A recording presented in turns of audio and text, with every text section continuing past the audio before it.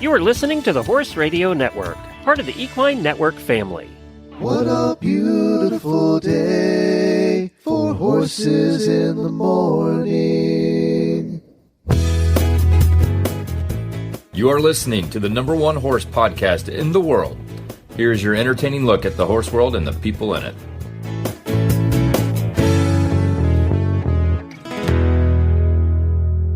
I'm Julie Broadway, president at the American Horse Council. And I'm Emily Stearns, Health, Welfare, and Regulatory Affairs Liaison with the American Horse Council. And you're listening to a special monthly American Horse Council episode of Horses in the Morning on Horse Radio Network, which will air on Tuesday, June the 4th. I can't believe June's already here. Good morning, Horse World. It's time to hear from the American Horse Council in this monthly episode of Horses in the Morning. Thanks for tuning in this morning. Welcome, everyone. And like you mentioned, Julie, we are almost to summer. Can you believe it? No, I cannot believe it. How can we possibly be halfway through 2024? It's just flying by. Boy, I'm sure that our listeners are ready to get out and get engaged with their horses and have some fun. And horses teach us so much in so many ways. So I'm really excited to hear our guest today. Now, before we get to her, I got to tell you a little side note. We recently completed our National Economic Impact Study, and the study came back and said we have 6.65 million horses in the U.S. So good, solid number. And when we take those horses and equids and we break them down by breed, new in the top 5 for the first time was Mules and Donkeys. Mules and Donkeys came in at 307,844. And when I've been making this presentation to a lot of groups, they're like, well, where did all those Mules and Donkeys come from? That's a big number. We had no idea. How did they pop up into the top 5? So we're hoping our guest today is going to shed a little light on some of that for us. So with that, Emily, let's go learn some more about Mules and Donkeys. Turn your love of horses into savings with equine discounts through the NTRA. Purchase through equine discounts and receive great savings on well-known brands like John Deere, Sherwin-Williams, Big Ass Fans, Farmers Insurance, and Office Depot. Join thousands of other equine members and support companies that give back to the industry we all love. Call 866-678-4289 or visit equinediscounts.com to start saving today. And our guest today, I was so excited that she was available because Mules and Donkeys, the minute you told me the population was that high, I immediately thought of this person to come hang out with us on the podcast. So our guest today is Amy McLean, Dr. Amy McLean of UCDavis. Dr. Amy McLean has had a lifelong passion for equids, especially equids with long ears. She grew up on a donkey and mule farm in Georgia and devoted her professional career to conducting donkey and mule research that focuses on improving management and well-being. Dr. McLean is an associate professor in teaching of equine science in the Department of Animal Science at the University of California, Davis, and she earned her PhD from Michigan State University in equine science, where she studied methods to improve working donkey welfare in West Africa.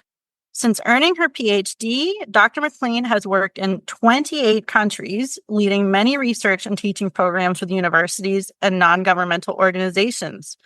In addition, she's mentored graduate students, fostered collaborations with several international institutions, and served as an external reviewer for tenure and promotion packets. She's been a resource for the donkey skin trade industry, from consulting with government officials in China to policymakers in South Africa to better regulate the industry. Her research with donkeys, mules, and Hinnies has led to publishing over 30 articles with a continued focus on improving welfare of working equids, with the idea that improving their welfare will help improve the welfare of the families they work for.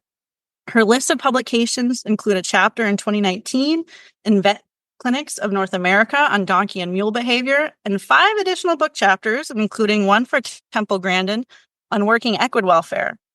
In 2021, she chaired a special how-to session for the AAEP convention dedicated to donkey and mule medicine.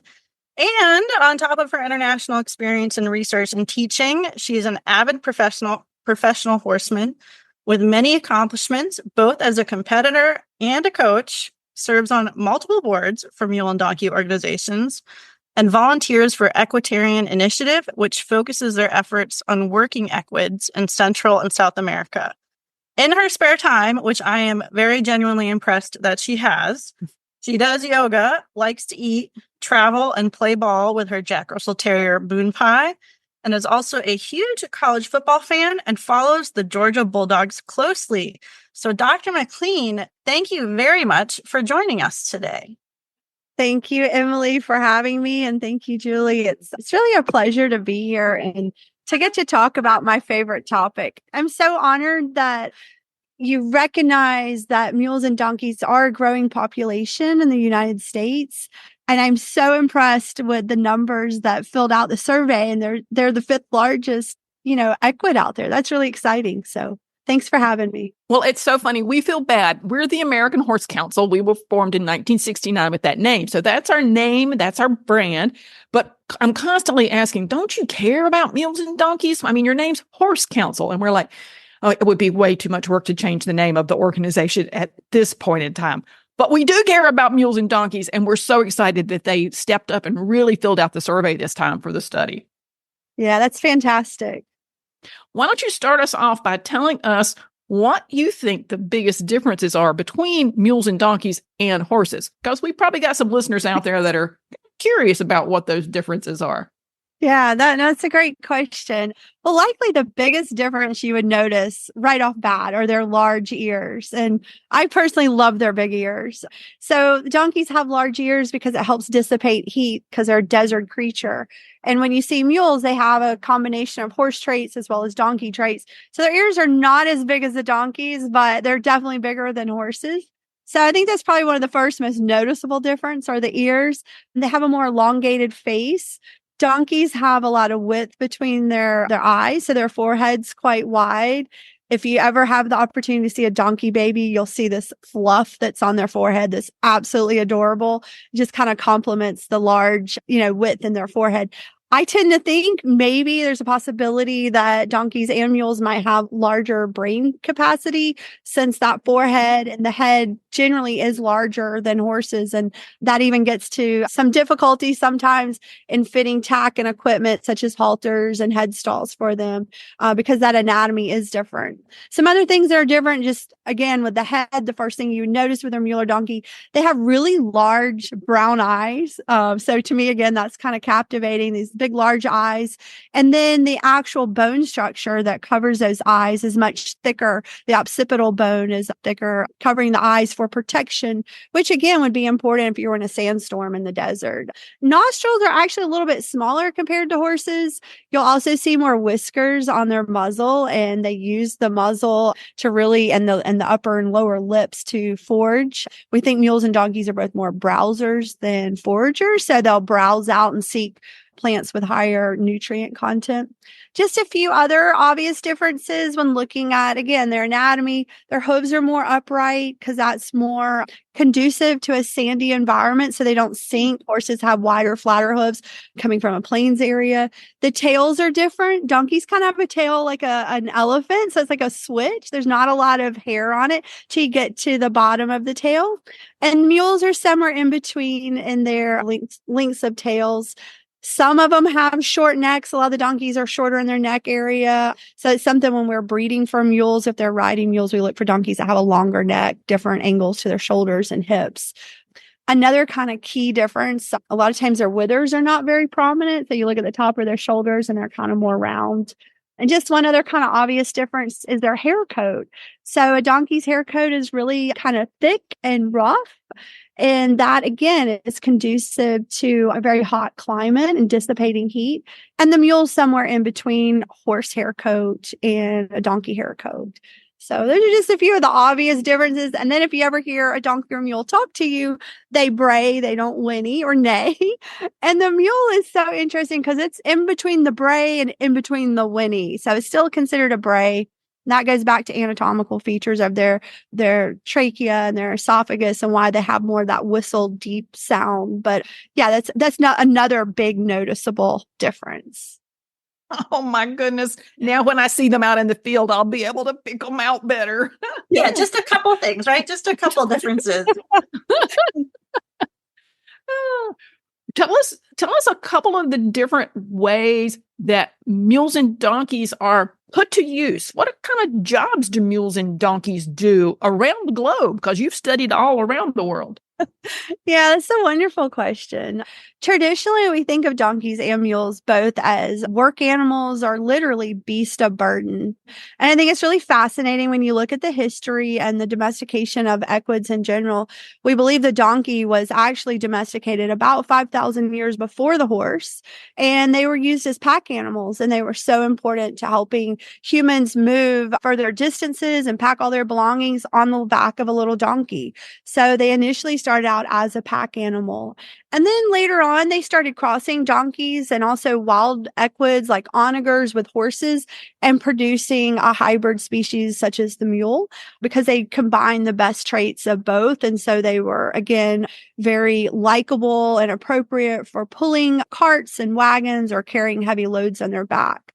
But today, a lot of the uses of mules and donkeys in industrial countries or here in the U.S., they're really favored as trail or recreational mounts. They're fantastic on trails, and nothing against horses, but my preferred mount is definitely a mule on the trail or in the backcountry. Just out of curiosity, do donkeys have a relatively smooth gait, so it makes them really good for that kind of trail riding thing? I also wonder if donkeys have, they are much more durable, so they could go long distances.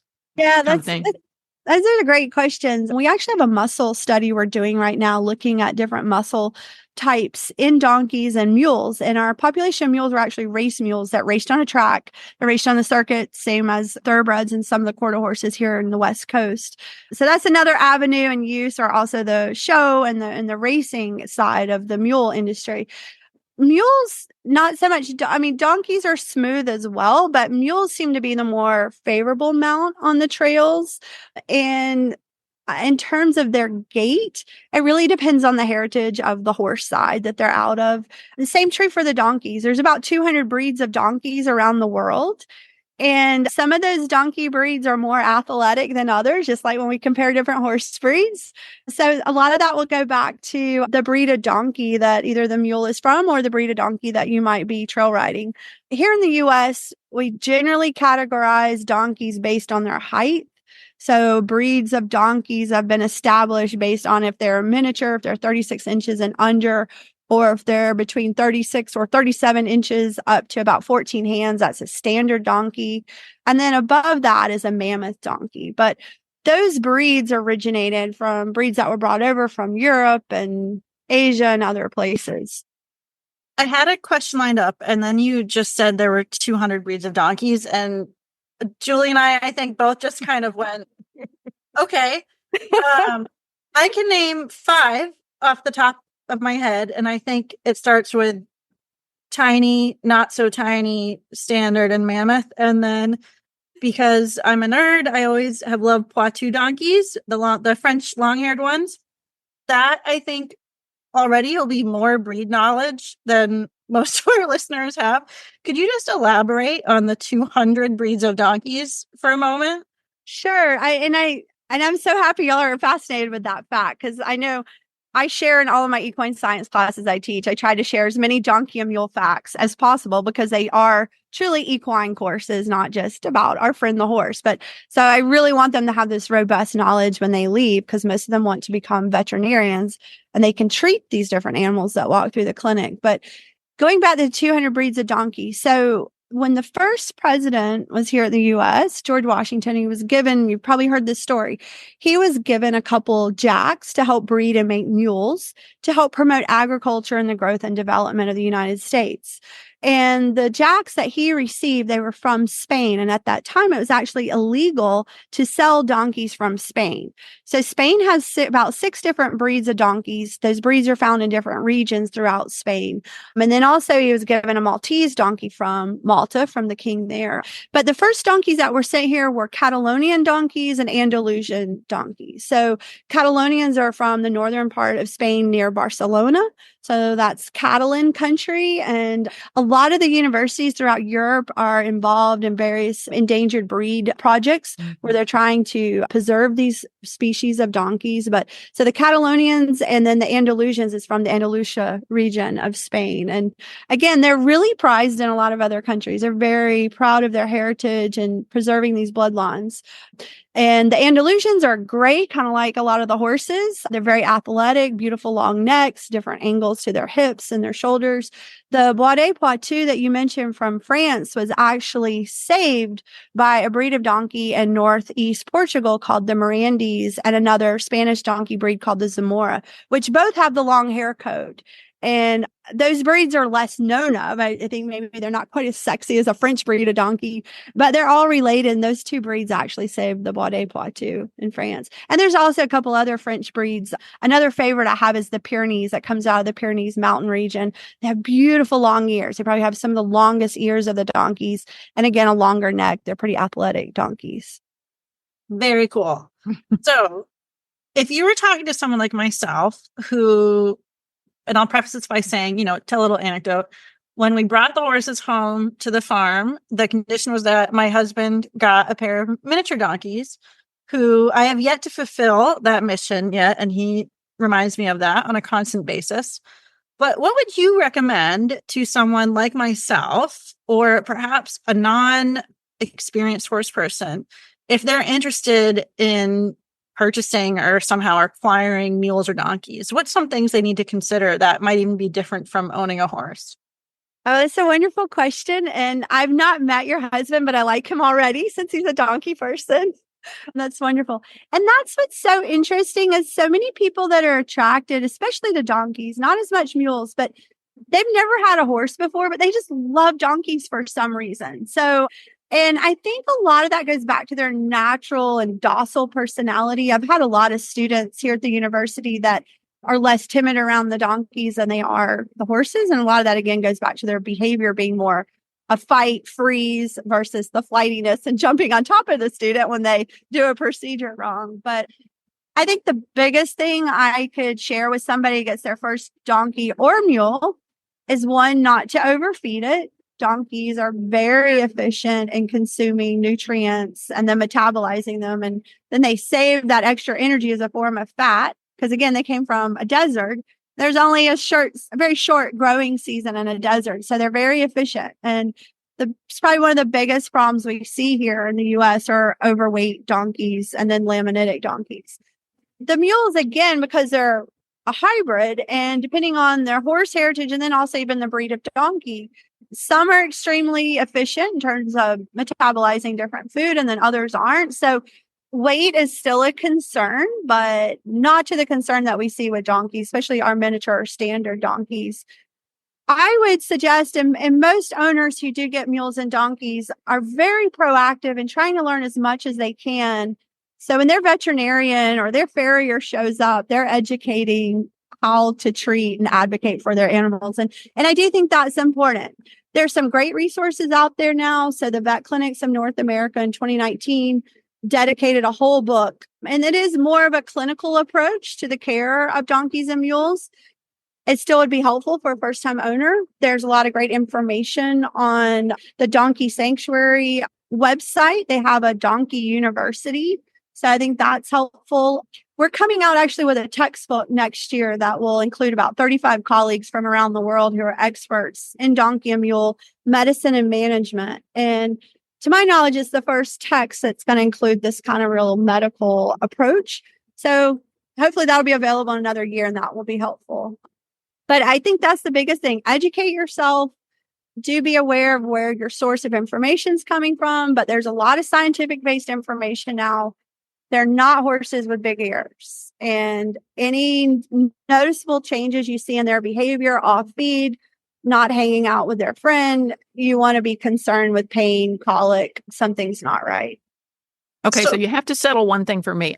I have a friend at least who has, maybe it's a misperception or misconception, that donkeys live far longer than horses. What's the average lifespan of a donkey or a mule?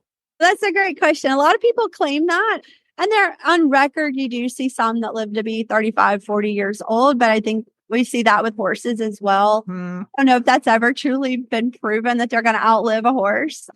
I don't have any scientific proof to say, yes, your donkey's going to live 10 years longer or 5 years longer than your horse. Some of that I think goes down the luck and the care we provide for them and their genetics, just like with people, right?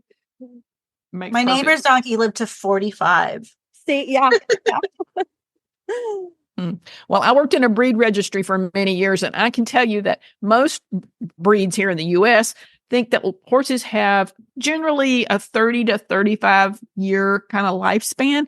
And there used to be people that would call the registry and be very upset that we were kind of cutting off their horses that lived to be much older than that kind of standards. Anyway, tell us how you got involved with long ears. That's a great story. It's very unconventional. My dad was from Atlanta, Georgia. My mom was an artist from Manhattan, and they lived in the suburbs of Atlanta. They were both city slickers, as you could say. But there was a donkey that lived right next door that was a guard donkey for livestock named PJ. And there's pictures of my dad when I was about a year and a half old, him introducing me to PJ. And I'm literally like reaching out to touch him.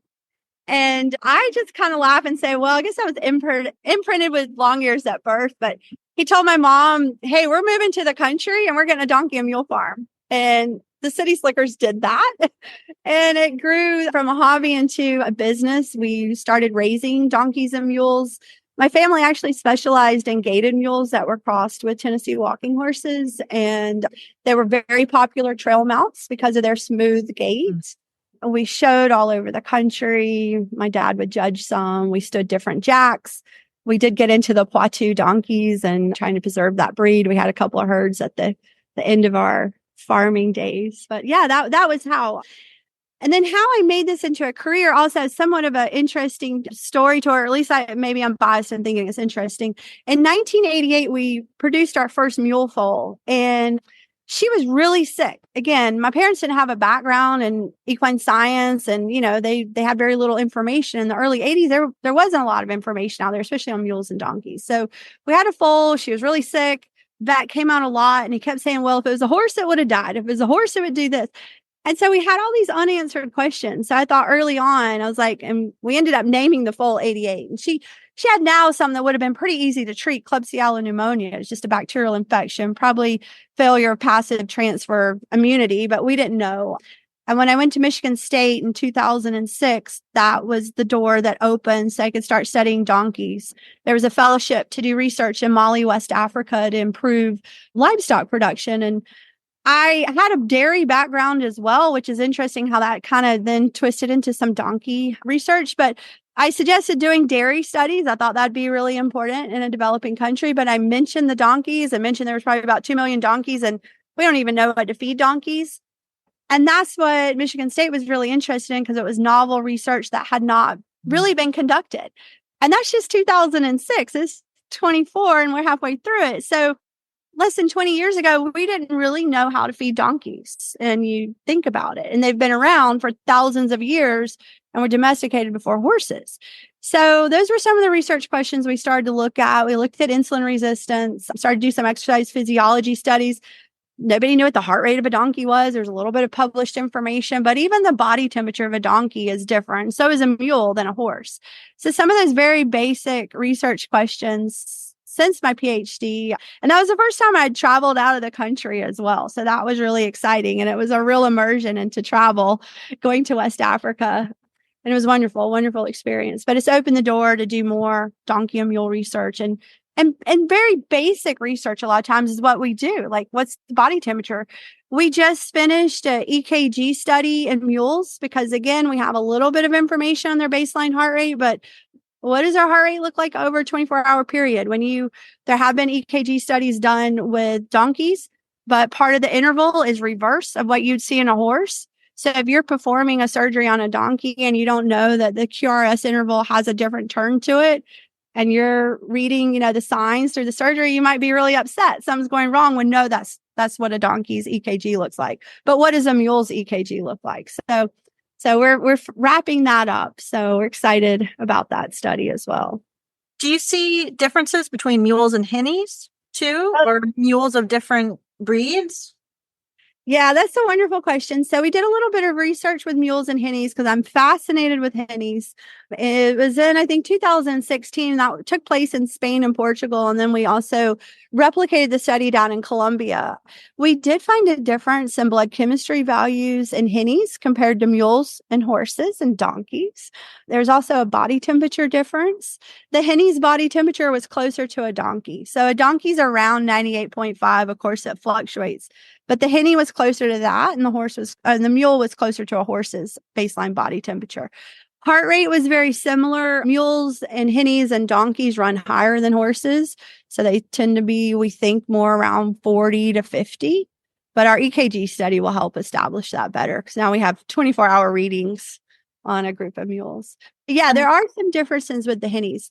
We also looked at morphology to try to see if we could visually look at Hinnies and go, this one's a Hinnie and this one's a mule. I have my own ideas, just anecdotal evidence that I think they look different, the ears being more curved in. We found that true with the majority of them. The other thing we found that was also very similar to the donkey, they were longer in their backs and loins. So like in horses, we look for like a 2-to-1 ratio where, the back is much shorter than their underline. But donkeys, it's an even 1-to-1, which then makes it interesting that they're pack animals because you would think then the back would be weaker. But at least those two areas are balanced. That's what we found with the Hinnies too. So ignorant me, can you give me just a little more clarification about mules versus Hinnies? What's the nuances between mules and Hinnies? Yeah, that's a great question. So a Hinnie is a reciprocal cross. So the dad's a stallion and the mom's a Jenny. And it seems like, okay, it's easy enough to make a mule cross. There would be maybe more Hinnies or, how can we tell the difference? But Hinnies tend to be more challenging to breed. And there's been a little bit of research done in that area. They think part of it is the immune response when a stallion is breeding a Jenny, that the uterine environment is not conducive to horse semen, where the reverse is true when breeding a jack to a mare. We tend to have pretty good conception rates. But jacks also, donkeys, they are very reproductively efficient. They have large testicles. They produce a large volume of semen, a large concentration compared to a horse of similar size. So there's usually more sperm cells that are being deposited. So that could also lead to increase in conception rates. So much to study. Like, what a bucket. Yeah, really, really. What has been your favorite research project that you've worked on? That's a great question. I don't know. The research really keeps me going because they're constantly trying to learn. A recent project we did, and I think one of the reasons why it was one of my favorite projects, yet it was extremely challenging to do. We recently conducted a pharmacology study looking at transdermal flunixin. So basically Banamine that you can put on the skin. And we looked at the efficacy in using that in donkeys, and it worked quite well. We compared it to flunixin or Banamine that could be given intravenous or also orally. And I think it was one of my favorite studies for a few reasons. One, it had promising results. And for donkeys, that just really made me happy because donkeys can be very challenging to medicate. Their jugular vein is covered by a thicker cutaneous colli muscle. So it's harder to access. So it's hard to give medication there. And then if you give them oral medication, a lot of times they're very smart and they'll hold on to it and then they'll spit it out.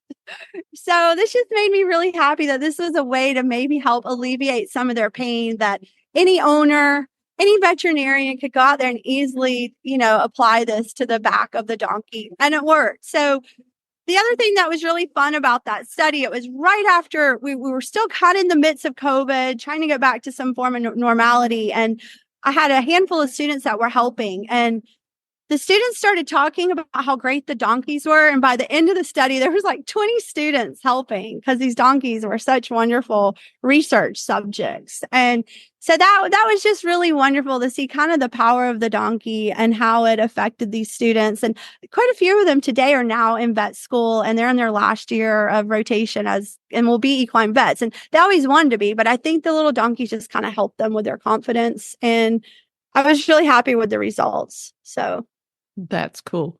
Well, Emily, we're getting to the end of our time for this interview. Have you got one last question you want to ask before we wrap up? I mean, I have lots of last questions, but I'll pick one. So, Dr. McLean, what do you think is the most common misconception people have about mules and donkeys? What do you hope to kind of maybe use this interview to change people's minds about? Oh, that's another. I love all the questions y'all have asked today. There's a lot of misconceptions. I probably could write a book one day about that as well. Just from an athletic standpoint of the misconceptions and kind of the species inequality that's been represented, to what's more concerning to me is a lot of the medical fallacies that are out there, that mules and donkeys, they don't overeat, they don't colic, they don't get laminitis, they don't get navicular. I mean, the list goes on and on. Yes, they do. They get all the things that horses get, all these different medical conditions. The problem is we might not have a baseline to compare it to, or because they're so smart and they're so stoic, going back to that fight nature of evolving from a desert, they hide those signs that they're truly sick or have a disease.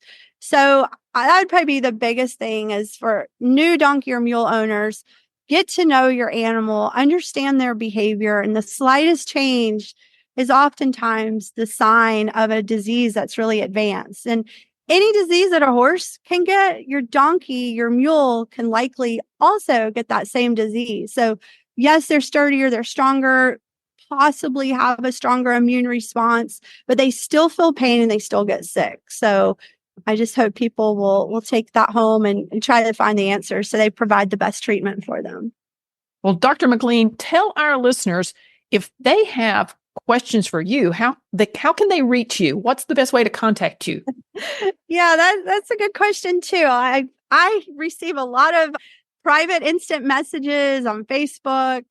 My email is acmclean@ucdavis.edu. They're welcome to reach out there. I probably wake up to 4 or 5 international WhatsApp messages about donkeys or mules. But Facebook Instant Messenger, if we happen to be friends on there, that's fine. Or through the university email is also appropriate. A lot of times I don't have the answers, but I'm more than happy to try to connect owners, clinicians to those that might specialize in that area and that can help answer the question. Great. Well, thank you so much for your time today. We really appreciate it. We might have you for another episode because there's so much more to discuss that we didn't even know. Well, thank you for doing the survey and showing this wonderful population of equids that are here and important to our economy. So thank you all. Thank you. Today's American Horse Council podcast is brought to you by Merck Animal Health. Merck Animal Health believes that if we all do right by the horse, we'll never do wrong. That's why they are driven by an unconditional commitment to the horse and to the veterinarians and communities who support them. From infectious disease tracking through the equine respiratory biosurveillance program to building a sustainable profession through the veterinary well-being study to creating equine health products with the highest level of safety and efficacy, Merck Animal Health is unconditional. It's just who they are. So learn more about Merck at merckanimalhealthusa.com. Now, Julie, you have the 2024 American Horse Council's National Issues Forum coming up June 9th through 12th at the Royal Sonesta Capitol Hill Hotel. Can you give us a little more information about the event? Oh, Emily, I could talk for days about this. We spend months and months, listeners, getting this conference all organized. And this year we have an exceptional panel of guest speakers. So we've got something for everybody. We're having a whole conversation on social license to operate and social license to thrive. It's being led by David O'Connor from the United States Equestrian Federation and includes Dr. Kent Allen, Dr. Shauna Spurlock, Dr. Jim Hurd, and Jennifer Toussaint from the National Animal Control Association. So a really great conversation looking at all aspects of social license to operate. So that'll be a super conversation.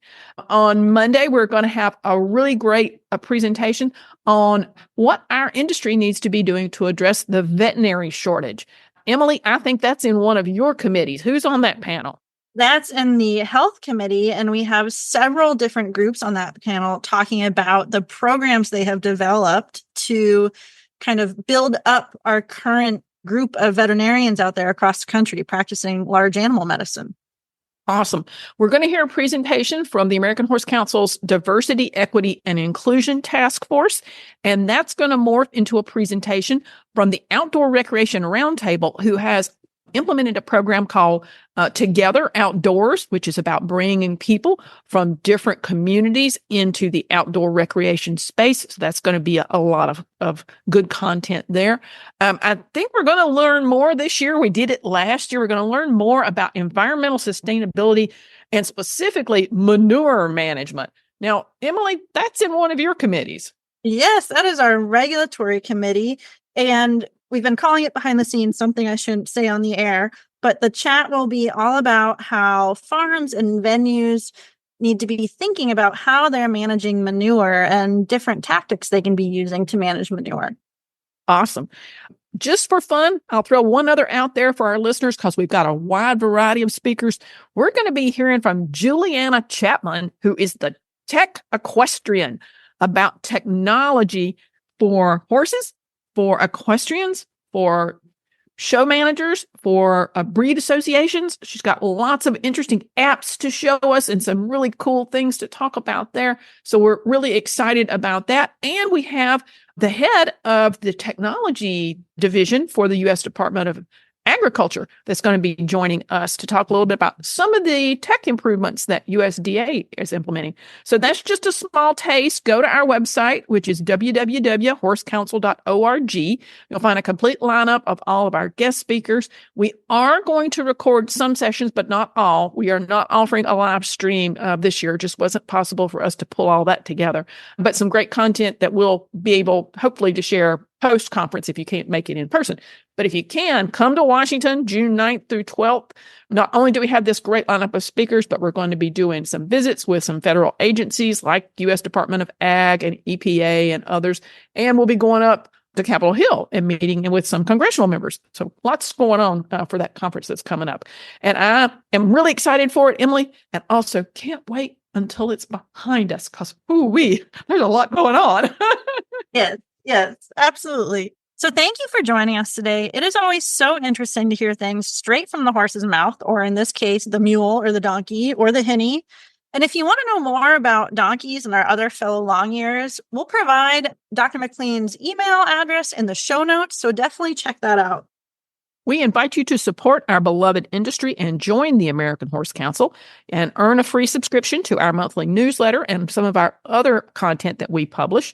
We share the latest in all of our legislative happenings, federal and state, and a lot of our regulatory happenings. Just because it's a little dysfunctional in D.C. and we aren't making progress on some legislative fronts doesn't mean there aren't a whole lot of regulatory things going on. So there's lots of content to absorb there. And we think the more information that horse owners have like this, the better off we all are as an industry. So go ahead and follow the American Horse Council on social media. You can find us on Facebook, Instagram, X, formerly known as Twitter, and LinkedIn. And you can also subscribe to this podcast RSS feed. And you can subscribe to Horses in the Morning on any podcast player and find all the shows, including ours, on the Horse Radio Network at horseradionetwork.com. And as we like to say, we are #here for horses, plus mules and donkeys and hinnies. Have a great one.